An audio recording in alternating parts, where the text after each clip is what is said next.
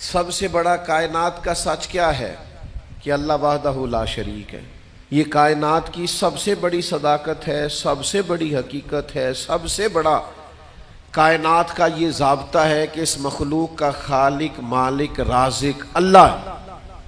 لیکن اللہ کہتا ہے ادعو الی سبیل ربک بالحکمہ، کسی کو اللہ کی طرف بھی بلاؤ نہ تو حکمت کے ساتھ بلاؤ، اللہ کے رستے کی بھی دعوت دو تو دانائی کے ساتھ دو، لوگوں کو اللہ کی جانب بھی بلاؤ تو تم معاملہ فہم بن کے بلاؤ۔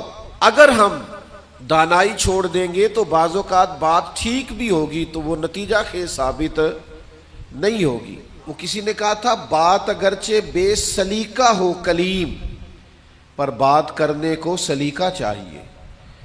آپ سلیقے سے بات کریں، معاملہ پھر دیکھیں نا، نبی پاک صلی اللہ علیہ وسلم نے فرمایا اپنی اولاد کی بھی عزت کرو۔ حضور کے مناسب میں سے ہے دانائی سکھانا، اپنی اولاد کو بھی اکرام سے پکارو، آپ ان کا نام بھی اچھے لہجے سے پکاریں، ان کے لیے بھی آپ کے لب و لہجے میں مٹھاس ہونی چاہیے۔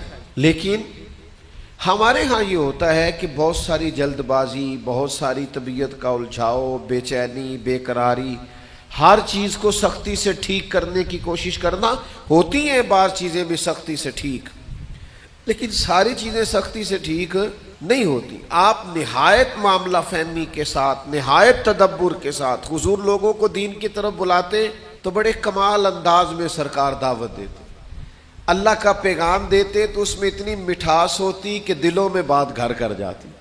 کچھ لوگ کہتے ہیں جی، وہ ان کا اپنا فلسفہ ہے، کہتے ہیں جی میں چونکہ سچا ہوں اس لیے کڑوا ہوں، میں چونکہ سچ بولتا ہوں تو سچ کڑوا ہوتا ہے تو لہذا اس لیے میں لوگوں کو اچھا نہیں لگتا۔ تو میں ان سے کہا کرتا ہوں بھائی سچ نہیں کڑوا، آپ کا لہجہ کڑوا ہے۔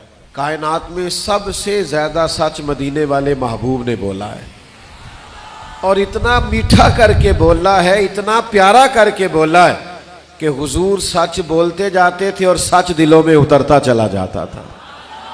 سچ بولیں لیکن خوبصورتی سے، لیکن محبت سے، لیکن دانائی سے۔ یعنی ایک صحابی آئے تو ان کے چہرے پہ بڑا جلال تھا اور ان کے لہجے میں بڑا غصہ تھا، اور وہ بڑے بے چین اور بڑے بے قرار تھے کہ یا رسول اللہ میں ان مشرکین کو چھوڑوں گا نہیں۔ حضور نے فرمایا کیا ہوا؟